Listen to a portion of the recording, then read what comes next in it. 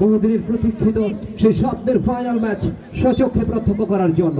এবং যে মহান ব্যক্তির নামে এই টুর্নামেন্টের নামকরণ করা হয়েছে তিনি আর কেউ নন, তিনি হলেন মহান স্বাধীনতার ঘোষক, আধুনিক গণতন্ত্রের প্রবক্তা, বিএনপির প্রতিষ্ঠাতা, বাংলাদেশকে আধুনিক বাংলাদেশ গড়ে তোলার উপকার শহীদ প্রেসিডেন্ট জিয়াউর রহমান।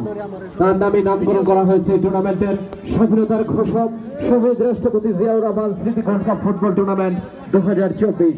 এবং এই হাই ভোল্টেজ ম্যাচ উভয় দলের জন্য স্নায়ু চাপ, কেননা ফাইনাল মানেই কিন্তু স্নায়ু চাপ। শেষ পর্যন্ত সোনালী সৈকতের মতো শুভ্র হাসি ফুটিয়ে বিজয়ী দেশে মাঠ ছেড়ে উঠবে কোন দল, পৌরসভা নাকি সদর ইউনিয়ন, শেষ মুহূর্ত পর্যন্ত অপেক্ষা করতে হবে। বিজয়ের মাহেন্দ্রক্ষণে পৌঁছানোর জন্য, বিজয়ের বন্দরে নোঙ্গর করতে হলে সেই স্বর্ণালী গোলের মাধ্যমে এগিয়ে যেতে হবে সম্মুখ পানে। দেখা যাক শেষ পর্যন্ত ছন্দময় পাসিং নির্ভর ফুটবল এবং আক্রমণাত্মক ফুটবল খেলে শেষ পর্যন্ত কারালাতে ধারণ করে চ্যাম্পিয়ন ট্রফি। ডান প্রান্ত দিয়ে আরো একটা আক্রমণ, কিন্তু না, শেষ পর্যন্ত রাখতে পারেননি। বল